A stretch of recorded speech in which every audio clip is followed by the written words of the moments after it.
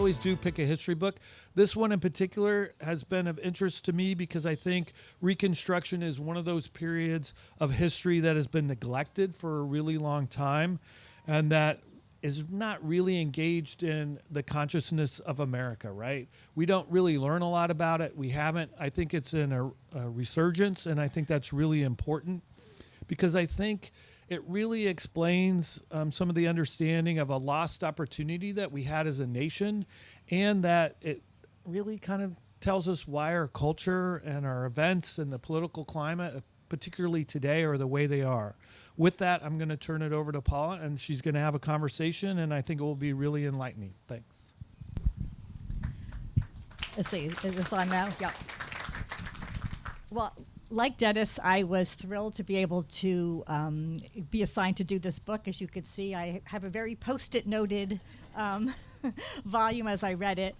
For those who haven't read it first, if you could maybe just set the stage of what, Klan War, Ulysses S. Grant, and the battle to save Reconstruction, kind of your, I guess, maybe elevator speech of what the book is about. Sure. Is this registering? Yeah. Okay, good. First, thanks, Dennis, Paula, and thanks to all of you for being here on this warm and sunny morning. Okay, in short, the title of the book is Klan War. This is about the first Ku Klux Klan. The original Klan was founded in the late 1860s.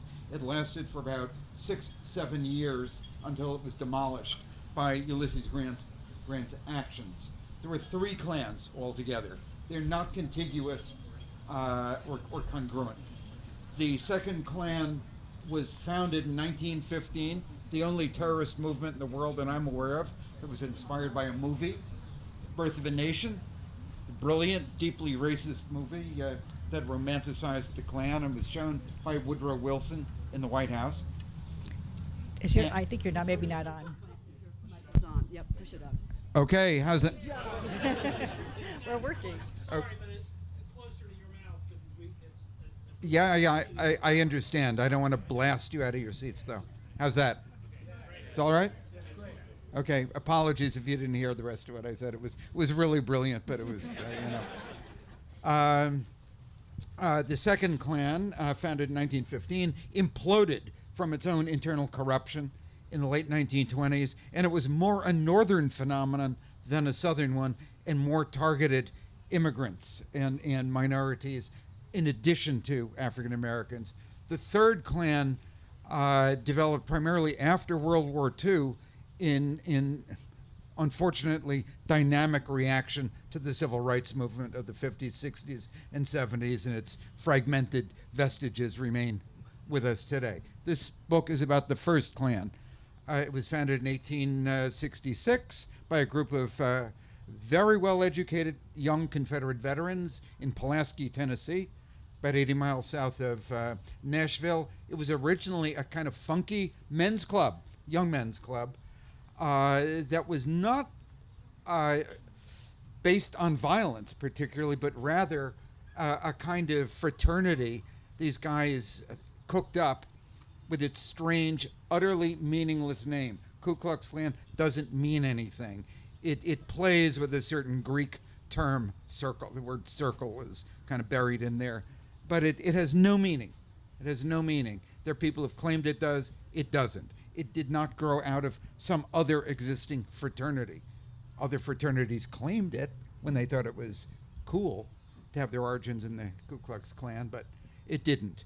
At any rate, about 6 months later, it was co-opted, let's say. There's a lot of story in here, but I'm going to jump over it for time's sake. It had attracted attention by its spooky name and weird dress. The robes, they wore horns, long mustaches, tails, and whatnot. And concocted an arcane kind of secret ritual. At any rate, a group of high-ranking former Confederate officers meeting in Nashville in 1867 saw how popular this had become down in that part of southern central Tennessee, and set out to turn it into a terrorist organization. It had two goals when it was founded. One was to terrorize African Americans newly freed and beginning to enter public life for the first time, to terrorize them back into a state as close to subservience and slavery as possible. Second, and arguably it was the primary goal, was to destroy the embryonic biracial Republican Party in the South. The Republican Party of the time was the progressive party, the Democratic Party in the South, deeply reactionary and kind of post-Confederate. And so you had a very frail Republican Party beginning to grow. I want to emphasize again, it was biracial. Plenty of whites were joining it as well. Former pre-war Unionists,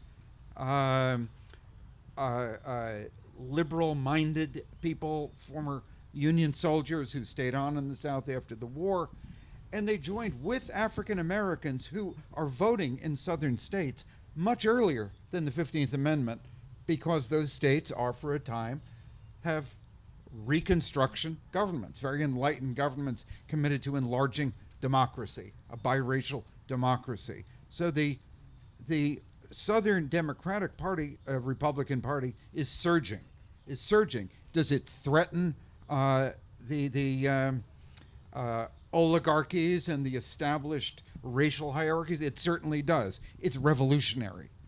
I mean, I know today the word revolutionary and Republican Party probably doesn't occur often on tongues, certainly in the state of Maryland. But nonetheless, it was. We have to kind of reframe where the party stood at the time. And African Americans very quickly participated.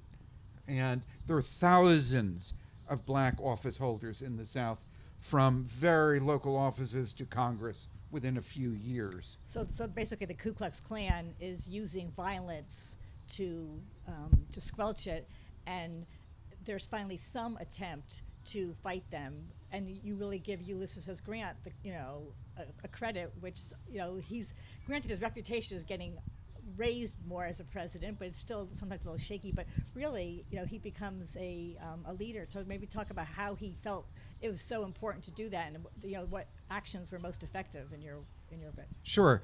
Well, looked at through the lens of civil rights and human rights, Ulysses Grant was a great president, not a mediocre president, not an okay president. He was the first civil rights president.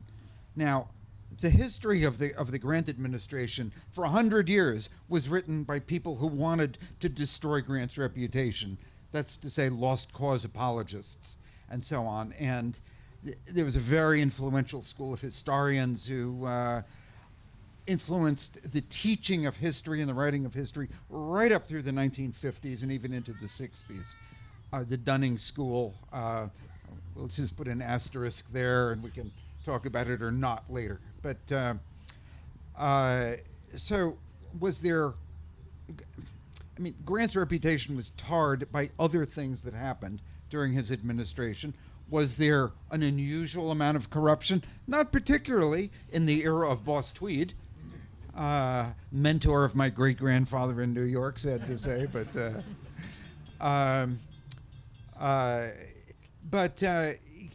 that is only one aspect of the Grant era. So let's look at Grant. Who was he actually? His father was an abolitionist. Grant was not a political man growing up, but you can imagine the climate in the home. His father remained an abolitionist throughout. He was certainly unfriendly to slavery. It repelled him. But on the other hand, in the world in which he grew up in southern Ohio, it didn't matter all that much to the kind of life he lived as a young man. Went to West Point, which was a superb education. It was one of the best universities in America at the time, on a par with today's Ivy League schools. He was a very well-educated guy. He was not a rough-cut Yehu from the frontier, which some of those who wanted to denigrate him implied. Very well educated, a very, very good writer. If any of you have read his own memoirs or even look at his letters, they're very good. And he was famous for the clarity and the precision of his orders during the Civil War. They read pretty well, even today. Anyway, so Grant is much more open to African Americans than the great majority of his peers during the war. He welcomes fugitive slaves, freedom seekers into his camps. He finds work for them. Many Union officers sent them out of their camps back to their masters, their owners and slavers. Grant welcomed them. He also welcomed the recruitment of black troops. Not all did. William Tecumseh Sherman, a brilliant general and very close to Grant, did not want any black troops in his armies. They were very different on that score. So Grant also was a remarkably sensitive man, which comes through more and more the more of his own writing you read. Very unusual for a career military man. And he, over time, to call it an affinity might be a bit too strong a term, but he recognizes what African Americans, formerly enslaved people, have gone through and are going through, and what's happening to them in the chaotic, immediately post-war South. And he becomes committed to, one, finding a way to protect African Americans in the South. Go to his letters. Well, I can't say any library has a set, but Library of Congress does anyway. If you want to go all the way to Washington, read the letters that were written to him by African Americans and embattled white Republicans who are being murdered. Who are being murdered across the former Confederate states. Grant reads all these letters. He responds not to all of them. He's got kind of another job to do, but as president, Congress, which is one has to factor in here. Congress is heavily Republican. That's to say, broadly speaking, progressive, and the cutting edge of the Republican Party are Republican radicals. That's what radicalism means in this context. Is staunchly supporting and advocating for equal rights for African Americans, and to strong support for a dynamic Reconstruction program. That's what radicalism means. And Grant evolves into a radical because he comes to believe that what radicals in Congress are advocating is what the war ultimately achieved. He passionately, here he was commander of the Union armies, is determined not to lose the peace. He won the war. And he sees it being eroded and corroded in the former Confederate States as unrepentant white supremacists. Word of the time, that's not an anachronism. White Democrats in the South proudly I was going to say it was a proud thing, not a right. Absolutely. Yeah. But to that point, the Republicans in Congress. I mean, some of the the Northerners are not helping the cause by the late 1860s, early 1870s. Yeah, the radicals still are the dominant edge in the Republican Party in Grant's first term. Dominant, but some are dying, some are losing office. They're being defeated in primaries, and in fact defeated in general elections as well. Democrats in the North are gaining ground. And in a sense, the handwriting is on the wall. Congress does pass, this is important to both the story that I tell in the book and understanding the context, passes a series of force or enforcement acts. The third one specifically called the Ku Klux Klan Act, which empower the executive, Grant, to use federal power to crack down on the Klan, to use the military to suspend habeas corpus in areas of the South that are in insurrection. If in the last couple of years you've heard reference to the Insurrection Act. This is where it comes from.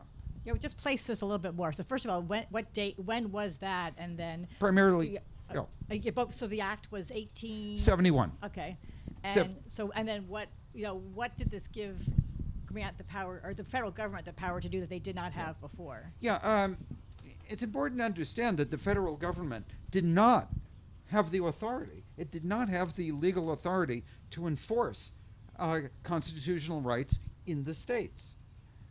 You think, well, didn't the war solve that? Well, no, it didn't, actually. And the issue of states' rights was still a vital issue after the war. And not all Northerners and not even all Republicans believed that the federal government had these rights. The debate over this legislation was very intense, very vivid. If you want to see or read about Congress in dynamic action, it's in these debates. Anyway, the debates are ultimately won by the radicals, by the Republicans who want to deal with the Klan. Grant personally goes up to the Capitol and says, I need this legislation. Please give it to me. And he puts his prestige on the line.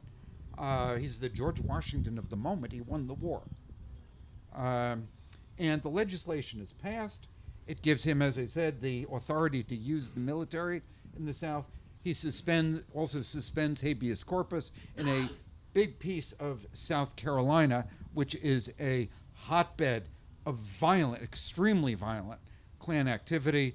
People are being murdered left and right, dragged from their homes, flogged, shot, lynched, men, women, and, yes, children. The Klan is led by local elites, by the way. I want to say this. You might have the notion that, well, there's a gang of roughnecks and thugs and hoodlums. No, it wasn't, actually. It was primarily made up of entirely led by professional people, former Confederate officers, doctors, lawyers. Sheriffs and judges were involved too, which didn't exactly help the courts. When they were finally right. Yeah. Why wasn't the Klan being prosecuted in the states? Well, because so many people in law enforcement were in the Klan. At any rate, what did Grant do? We get to the nub of things here. There were two prongs to the war that Grant waged against the Klan. One prong was legal. He had legislation which gave him the authority to act in the states, use federal power in the states. It's revolutionary. He has a terrific attorney general behind him, a man named Amos Ackerman from Georgia. You don't know his name. You never heard of him. Likely you should hear of him. He was a great attorney general. He was fully committed to this. He was a Republican.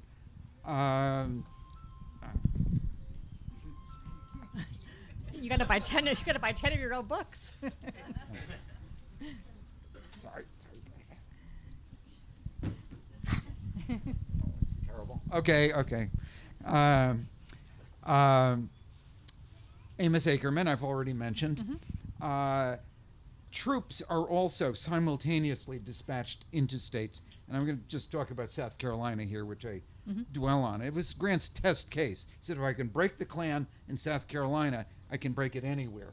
He was correct. And the troops he dispatched were primarily the 7th Cavalry. Many of you have heard of the 7th Cavalry because that was George Armstrong Custer's regiment, which was decimated at the Battle of the Little Bighorn a couple of years hence. And yes, these are the same guys. These are the same guys. What, was Custer leading them? Nope.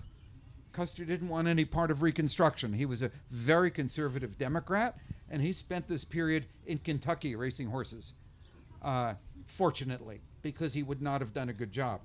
Instead, the troops in South Carolina were led by a Major Lewis Merrill, a heroic guy, genuinely heroic, brilliant. He was a West Pointer. He was also a lawyer. He had fought Confederate guerrillas in Missouri during the war very successfully. There's even a song to him. You probably haven't heard it. Nobody has in 150 years. But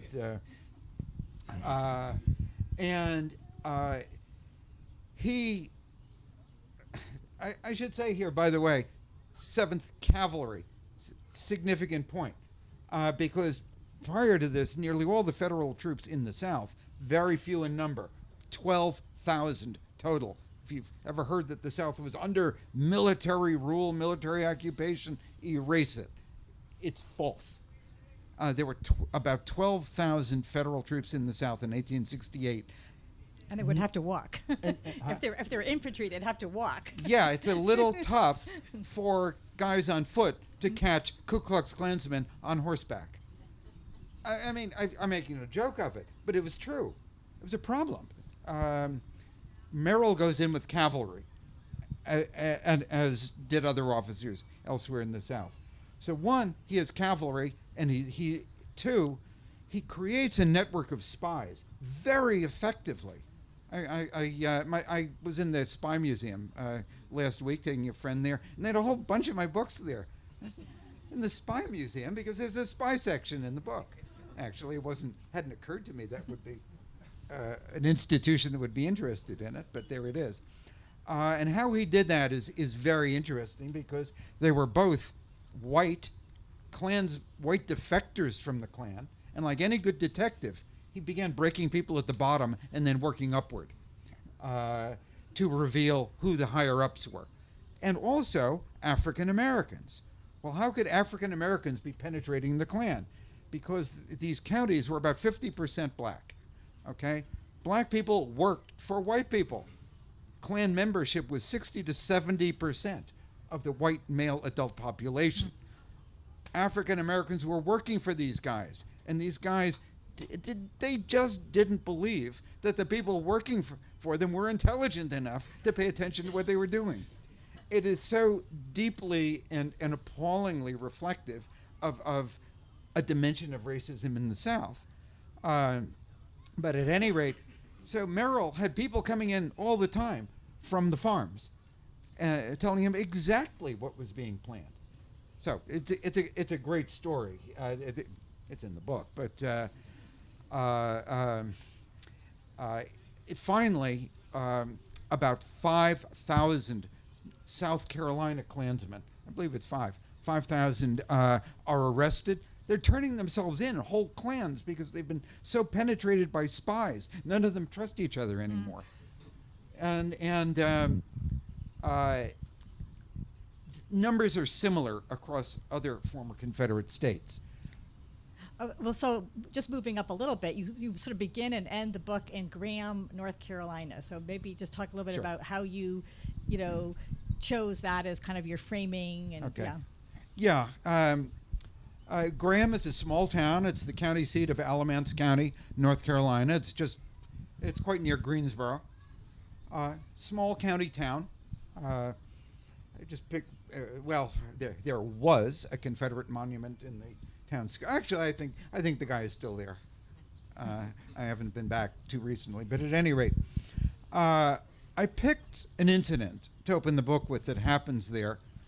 It's very dramatic. It's very tragic.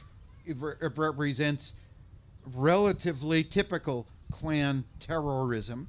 Another word, by the way, it's not an anachronism, was used in that day. And in fact, the word terrorism was pretty much in American usage coined during the Klan period. There was other language used, but so I'm not just throwing contemporary language into the book or at you.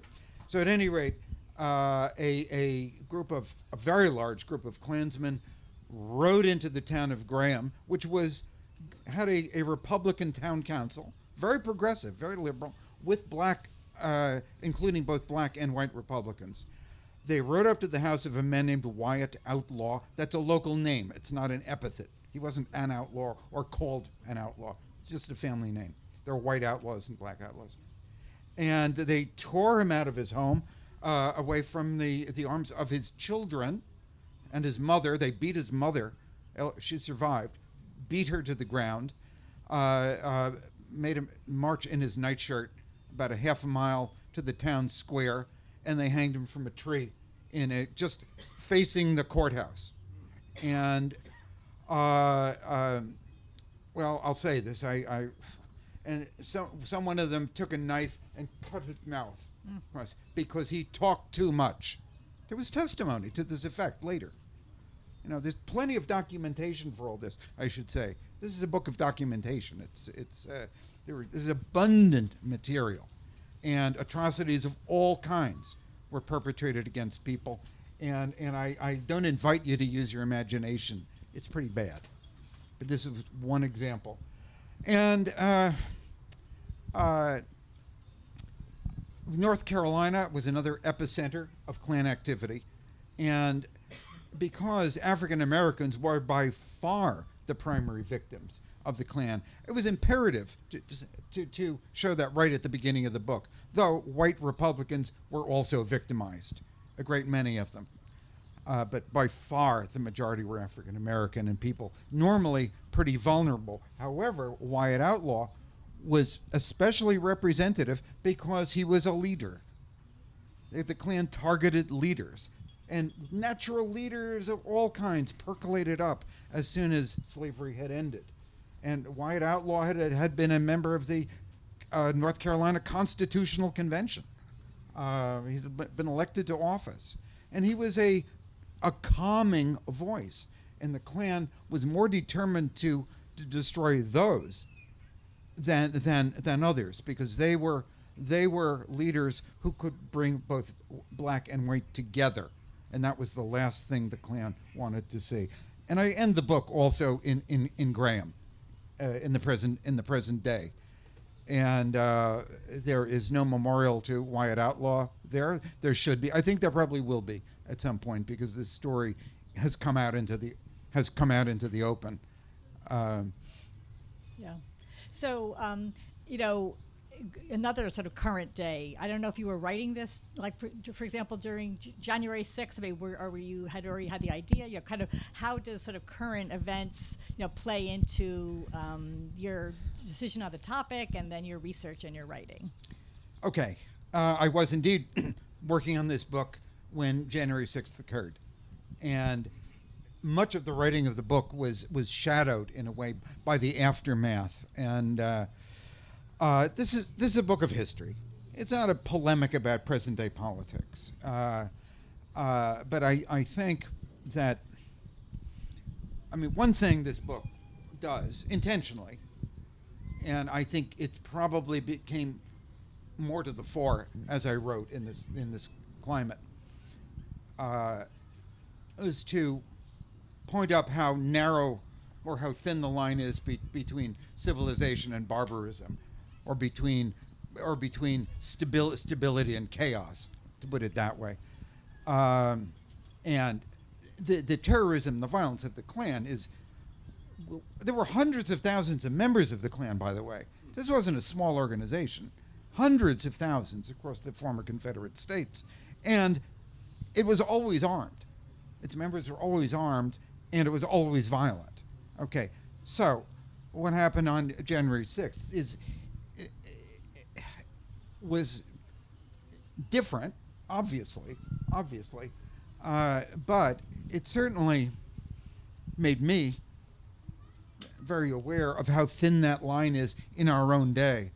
And I think we need only also to look at events that happened in Europe earlier in the 20th century to also understand how a country that regards itself as civilized and trusting in its institutions, in Republican, small r, Republican institutions, may not be as secure as we think it is. And I think Americans are both blessed and cursed by a kind of national mentality of optimism.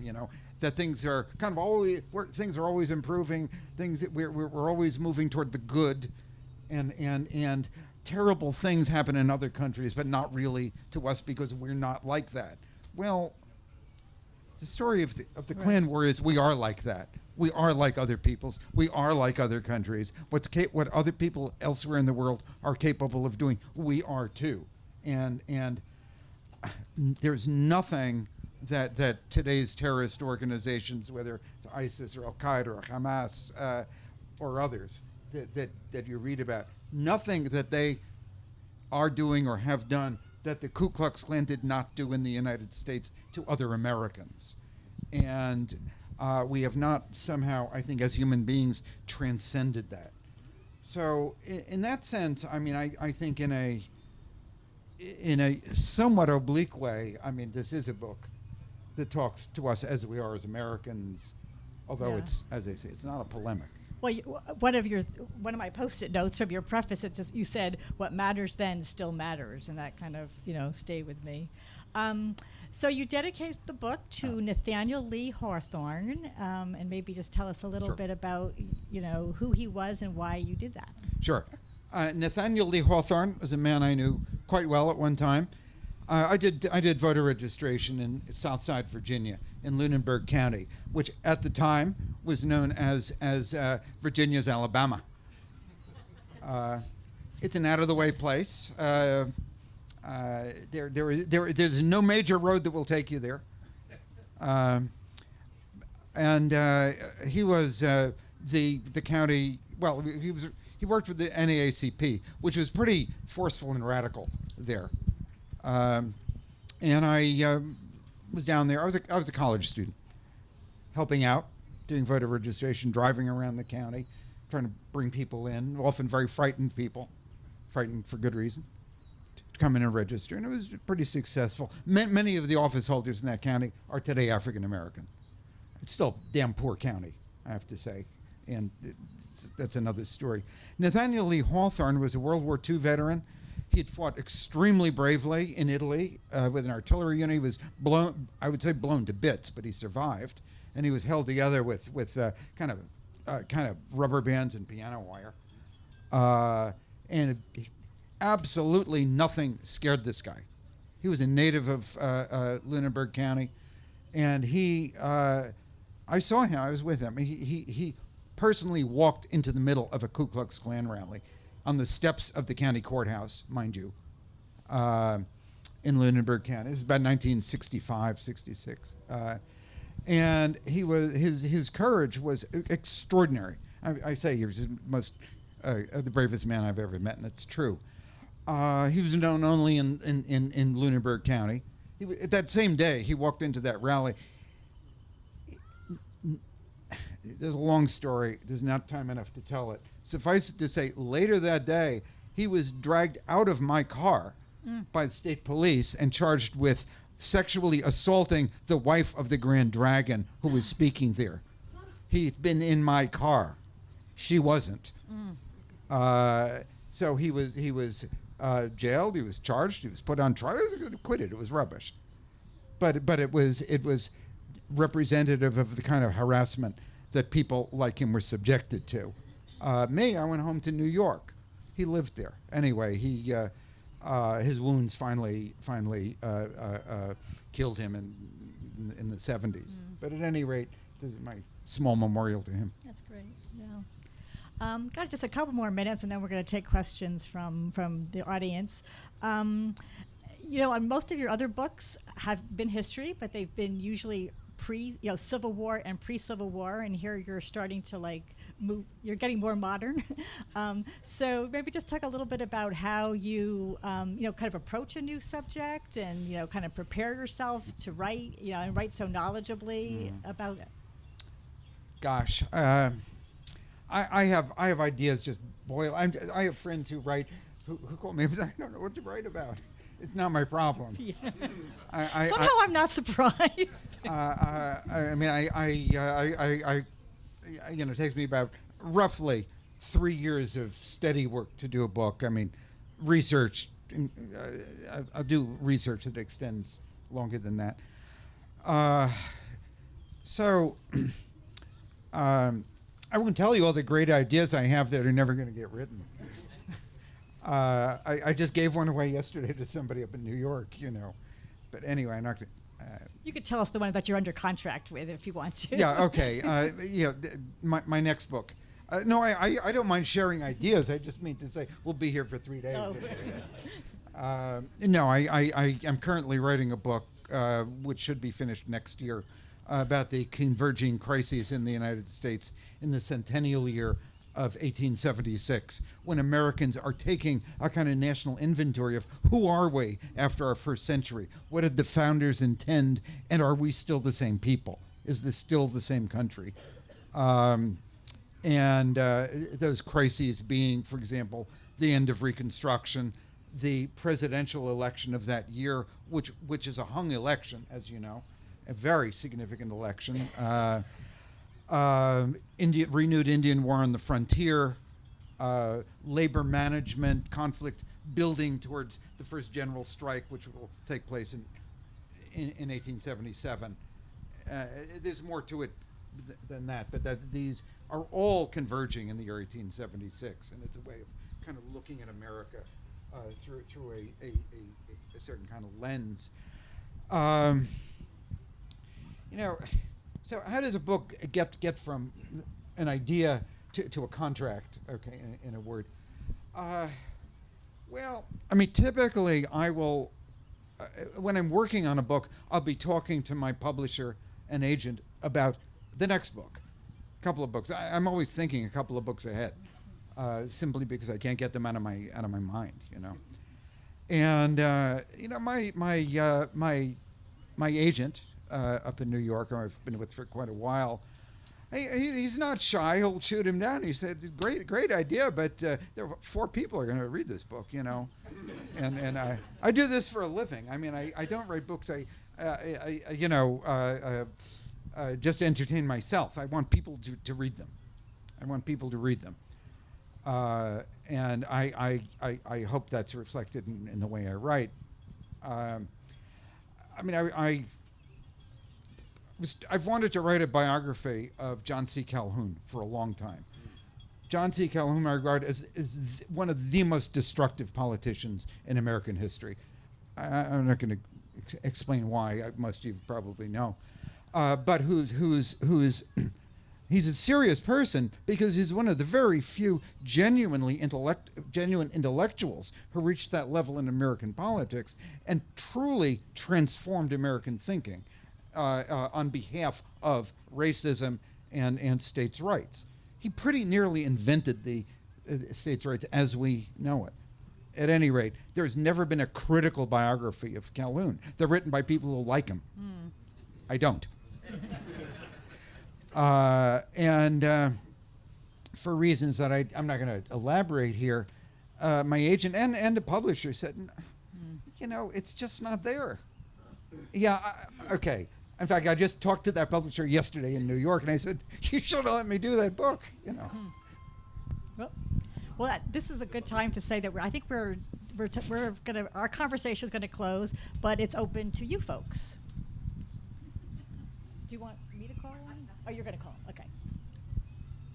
You mentioned the election of 1876, the Tilden-Hayes election, and I know Tilden got 250,000 more votes than Hayes did, and then I think he was one electoral vote short, and then it got thrown into the House and the Senate and the Supreme Court, so it's the only time in American history, and that election was decided by one vote. Now here's my question.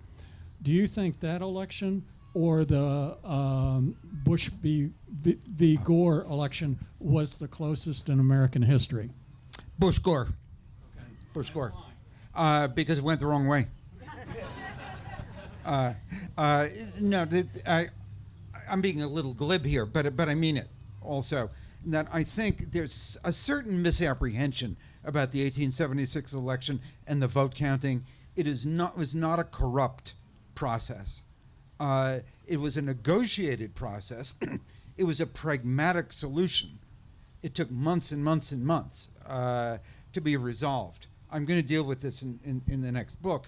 My dear wife here is actually writing a play about this very thing. And you may be able to see it someday.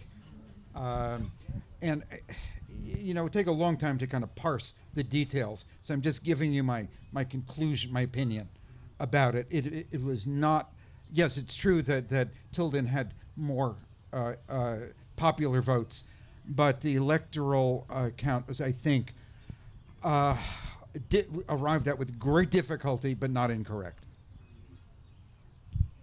Yeah. First, just a quick comment. I was in Beaufort South Carolina a couple weeks ago, and I went to the National Monument on the Reconstruction, which I think is the first and maybe the only national monument dedicated to Reconstruction. Very interesting place. But my question was about the establishment of the Justice Department, and my understanding, this is my question, was it established by Grant specifically to combat the Ku Klux Klan, and whatever else you could say about Grant's actions to resist the Klan? Okay, I'm going to try to answer that briefly so as to give as many people as possible time to ask questions. Prior to the Grant administration, the Attorney General had essentially been the president's lawyer. It was different, going all the way back to the founding. And as you just said, the Justice Department was established under Grant. It was not created solely to address the Klan problem, but it was a significant factor in it. The business of lawyering for the executive branch had become so complicated during the Civil War. The Justice Department, the executive, was constantly hiring ad hoc lawyers during the war. It was costing a fortune. It was very inefficient. So the idea was to bring, the government was much bigger as a result of the war. It was to bring all the federal government's business into a single department. So there was more to it. Ackerman, by the way, a hero of mine, lasted only about a year. He was fired not because of his Klan work, but because he'd run afoul of the railroads, and the railroads were sucking up a great deal of federal policy making and really the main source of the corruption that occurred in parts of the administration. Whole other story, dealing with it in the next book, actually. How is the emphasis in your book different from the work on Reconstruction by Eric Foner? Oh. Well, okay, Foner's great book, the watershed modern book on Reconstruction, came out, I think, in 1988, unless I'm mistaken, 88. It's a great book. It is a great book. I recommend it to anybody. It was absolutely exhaustive for 1988. Much more information has become available since 88. And I don't differ fundamentally in my approach to Reconstruction. I think it was a period that embodied great opportunity and democratic inspiration, okay, which he pretty much does too. I'm inclined to think more of it survived than Foner suggested, 1988. He ends his book a bit early, I would say, and I think he's in line with some other historians, Ron Chernow and others. I am much more positive about Grant. I think I don't think he saw Grant as much as he might have as a civil rights leader, which I do. Times have changed a bit. Short answer, yeah. Oh, by the way, to add to my answer to your question, Reconstruction Museum or Monument, there is a new museum being built as we speak, not very far from here in Lancaster, Pennsylvania. The Thaddeus Stevens House is becoming a museum. It is going to be great. I'm very happy to be on the board of advisors for it. So I've watched this developing over a number of years. The leadership is first rate. The design is great, and it incorporates also a fine-grained kind of social history of black-white relations, as well as being a monument, a museum of Thaddeus Stevens, champion of Reconstruction. So it'll be open next year. I was just curious. First of all, thank you for focusing on Grant like this, because I agree with what you're saying. There's a lot more to him as a civil rights leader than probably anybody imagined. What I'm curious about, correct me if I'm wrong, Is there a gap in the body of knowledge or work, people like yourself? What specific actions you described, like the multi-pronged approach of Grant against the Ku Klux Klan, what about Grant and Forrest? Because it seems like there's an absence. At least I'm not aware of. No one really seems to talk, at least in my limited exposure, seems to talk about, well, what were the specific actions that Grant implemented, and was he successful against Forrest specifically? Okay, Nathan Bedford Forrest was an interesting, appalling figure. Yes. I mean, dreadful, dreadful human being, I have to say. Not to put too fine a point on it. He was a pre-war slave trader, very, very wealthy. He was very good at it in Memphis, Tennessee. He very quickly rose to command, high command in the Confederate Army in the Western Theater, that's west of the Appalachians, as a cavalry commander, specializing kind of hit-and-run, semi-guerrilla activity. He was pretty good at it. He was also a war criminal. He was responsible for the Fort Pillow massacre, April of 1864. He was proud of it at first. When he realized it was bad PR for the Confederacy, he started backpedaling on, well, it wasn't really me. It was those other guys over here. But the men just, he started making up stories about why it had occurred. It was an appalling massacre. I'm not going to digress into it here. And he was the first Grand Wizard of the Ku Klux Klan. He wasn't the founder. He's sometimes said to have been the founder. He wasn't. He was recruited by fellow former Confederate officers to become the Grand Wizard. He was charismatic. He was known universally across the South. He was like a kind of reactionary Johnny Appleseed, traveling undercover around the South, setting up dens or local clans. Violence soon ensued. He should have been prosecuted as a war criminal. He wasn't. He did not receive his civil rights quickly because he was a high-ranking officer. Nonetheless, he participated in politics. He was a delegate to the 1868 Democratic Convention, and may have been 72 as well. I'm not sure. And he was a significant influence in the party, the reactionary Democratic Party, in Tennessee. He was committed to Tennessee, and he was an opportunist who was more committed to his own advancement. And in fact, he withdrew tacitly from Klan activity after a year or two because he was more interested in kind of restoring his fortune in Tennessee, and his reputation did not enhance that. Grant and he had no interaction. He was interviewed by the Joint Committee investigating the Ku Klux Klan in 1871. The entire record, 6,000 pages, are all online. The record is absolutely fascinating. Major source for my work here. Forrest testified. You want to hear, not that we have people like this today, but a major national public figure just telling one lie after another, bold-faced, absolutely unpalatable, unbelievable lies about what he has done or not. I know this is hard to believe in America, but... So we do have one more question. I promised him he could get his question in. First, thank you so much. This has been really fun listening to you. So I have two questions. First is, can you tell us your background? I'm just really curious about your background because you're such a very good speaker, very dynamic. And the second thing is more to the book about the civil rights that Grant was working with. Was any of the laws overruled by the Supreme Court? Well, yeah. Okay. That's another book. Okay, I'll try to. He has a website, so maybe in interest of time. Okay. No, I'll just take a minute. I'm from New York. I went to the City College of New York, Columbia University.